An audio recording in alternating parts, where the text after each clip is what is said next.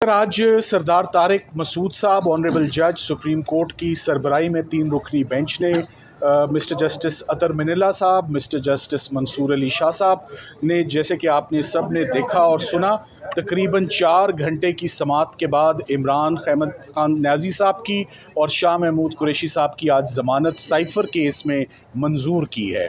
ये तकरीबन 4 घंटे के दलाइल सुनने के बाद जो अहम बात आपको बताने के लिए कि सुप्रीम कोर्ट ने बार बार ये चीज़ आज ऑब्ज़र्व की कि ये इस केस में साइफ़र डॉक्यूमेंट कभी बाहर गया ही नहीं है।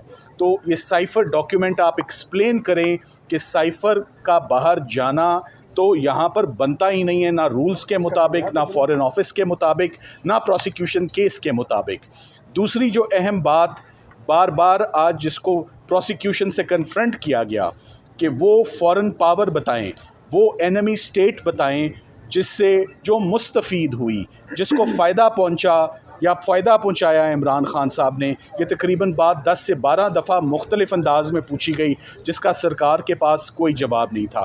फ़ाइनली जो साइफ़र केस इतनी तेज़ी से चला आ रहा है 15 अगस्त से, और 15 अगस्त से उसमें इमरान खान साहब और शाह महमूद कुरैशी साहब की गिरफ़्तारी बिला जवाज़ फ़ेडरल इन्वेस्टिगेटिंग एजेंसी ने कर रखी है। और आज दिन तक जो ट्रायल जज हैं उन्होंने भी ज़मानत खारिज की और इस्लामाबाद हाई कोर्ट के फाजिल जज साहब ने भी ये ज़मानत खारिज की। उसको आज तीनों जजेस ने यूनानिमसली एक आवाज़ से उस केस को भी मुस्तरद किया, फर्दर इंक्वायरी भी पाई, और साथ ही साथ उन्होंने कहा कि ये पॉलिटिकल विक्टिमाइजेशन अगर ऐसे ही चलती रहेगी तो लेवल प्लेइंग फील्ड कैसे मिलेगी। Imran Khan is the leader of popular political party Pakistan Tehreek Insaf. Elections 8 फरवरी को हैं, उससे पहले, और ये कैसे पता चलाया जा सकता है? आज बार बार जो बात सामने आई, जो एक तासुर चल रहा था कि ये केस सज़ाए मौत का केस है या उम्र कैद का केस है, आज सरकार ये साबित नहीं कर सकी कि ये सज़ाए मौत या उम्र कैद का केस है। उनको बहुत अपॉर्चुनिटीज़ मिली, और आज आके अगर कोई बात बनती है तो वो सिर्फ 2 साल की बनती है। तो यूनानिमसली शॉर्ट ऑर्डर पास हुआ, और शॉर्ट ऑर्डर में ये ज़मानतें आज 4 घंटे के दलाइल के बाद। सो मेरा ख़्याल है कि बहुत दिनों के बाद साइफ़र केस की हवा निकल चुकी है, एक बात का बतंगड़ बनाया गया, और आज साइफ़र केस अपने अंजाम को पहुंच गया जैसे इसमें बेल। और ऐसी ऑब्जर्वेशंस आई हैं, ऐसे व्यूज़ एपेक्स कोर्ट के, सुप्रीम कोर्ट ऑफ पाकिस्तान के आ गए हैं, जिनको अब ट्रायल में संभालना सरकार के लिए बहुत मुश्किल है। मेरा ख़्याल है बेहतर ये होगा कि अब वो किसी और केस की तरफ जो है वो रुख करें, जो कि एक ट्रेंड चल रहा है अनफॉर्चुनेटली कि एक के बाद एक मुकदमा।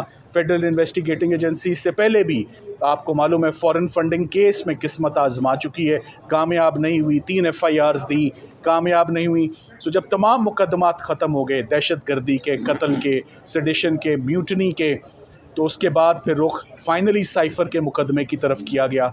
मगर आज जो बार बार बात हुई कि ऑफिशियल सीक्रेट्स एक्ट और इस कानून का, जो कि आर्म्ड फोर्सेस की प्रोसिक्यूशन के लिए, बड़े सीरियस मामलात के लिए ये प्रोसिक्यूशन होती हैं कि दुश्मन मुल्क के साथ ताउन किया जाए, यहाँ पर कोई चीज़ बाहर नहीं गई है।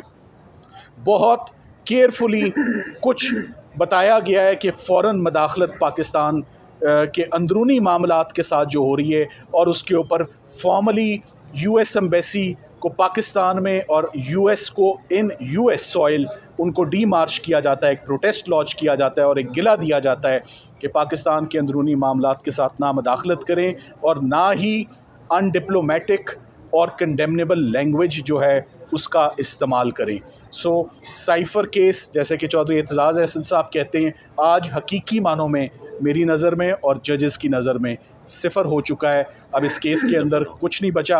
हमारे साथ अली बुखारी साहब ने आज बड़े ज़बरदस्त दलाइल दिए शाह महमूद कुरैशी साहब के बिहाफ पर, और दोनों पटिशनर्स को एक ऐसा मौका भी आया कि शाह महमूद कुरैशी साहब का केस सुनते हुए ऑनरेबल जजेस ने कहा कि हमने कह दिया कि उनकी स्पीच में कुछ ऐसा नहीं है कि उन्होंने कोई जुर्म कमिट किया हो, no offence is made out.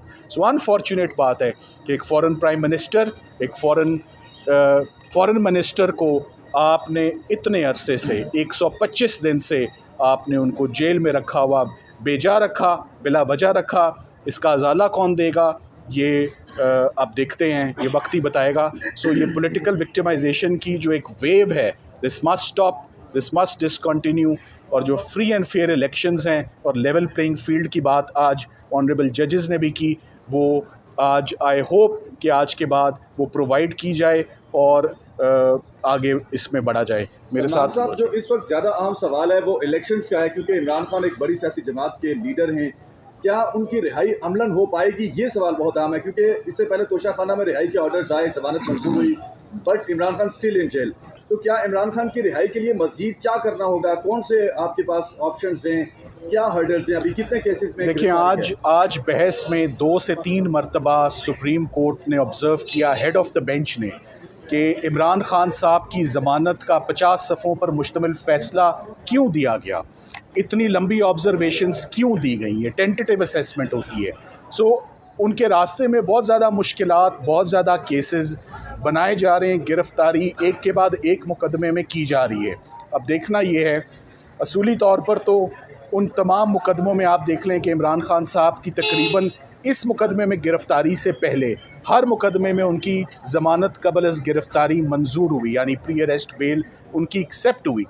हमारे आगे जो केसेस आते जाते हैं, हम पूरी कोशिश करते हैं कि वो हेयरिंग्स भी मिलें। अब अनफॉर्चुनेटली एक तो छुट्टियां स्टार्ट हैं और हम बहुत एंशियस हैं कि ये हेयरिंग आज पाए तकमील तक पहुँचे और आज इसमें फ़ैसला आए, जो कि हम अप्रिशिएट करते हैं कि बेंच ने बहुत पेशेंट हेयरिंग हमें भी दी और सरकार को भी दी। खुल के हमने भी अपना केस प्रेजेंट किया और उनको भी मौका मिला। फ़र्क ये था कि इमरान खान साहब को अकेला मैं रिप्रेजेंट कर रहा था, शाह महमूद कुरैशी साहब को अकेले अली बुखारी साहब रिप्रेजेंट कर रहे थे, मगर एक कमज़ोर केस को संभालने के लिए 3 लीडिंग क्रिमिनल लॉयर्स इस्लामाबाद के वो तैनात थे, वो डिप्यूट थे कि इस कमज़ोर केस को किसी तरह संभालें। मगर एंड में कमज़ोर केस एक्सपोज होता ही होता है, it's a matter of when. So आज फाइनली सुप्रीम कोर्ट में ये केस बुरी तरह से एक्सपोज हो गया है।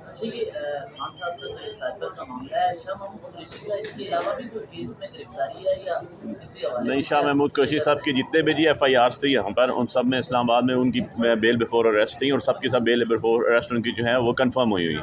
रेस्ट ऑफ द जो उनकी FIRs थी मुल्तान की और लाहौर की, वो भी सारी उनके ऊपर बेल बिफोर अरेस्ट के ऊपर, इसलिए उनकी और किसी केस में भी गिरफ्तारी नहीं है। शाह महमूद कुरैशी साहब इस वक्त वो इस ऑर्डर के बाद, शॉर्ट ऑर्डर के बाद वो रिहाई के हकदार हैं और उनको फ़ौरन रिहा करना चाहिए। और इमरान खान साहब की भी प्री अरेस्ट बेलें बहुत सारी जो हैं वो कंफर्म हो चुकी हैं और बहुत सारी दोबारा ट्रायल जजेस के पास हैं। सो खान साहब की भी रिहाई अगर किसी और केस में मतलूब नहीं है, वो केसेस जो हैं वो भी आपके पास, आपके सामने, आपके नोटिस में ही हैं। वो एक कैंपेन चल रही है पॉलिटिकल विक्टिमाइजेशन की, मगर जो सबसे बड़ा केस, बात का बतंगड़, जिसे अंग्रेज़ी में to make a mountain out of a molehill कहते हैं, वो आज माउंटेन जो है वो बुरी तरीके से गिरा है। हमारे ऊपर नहीं गिरा, वो सरकार के ऊपर गिरा है और FIA के ऊपर गिरा है। Thank you very much. नहीं, वो मेरी थैंक यू सो मच।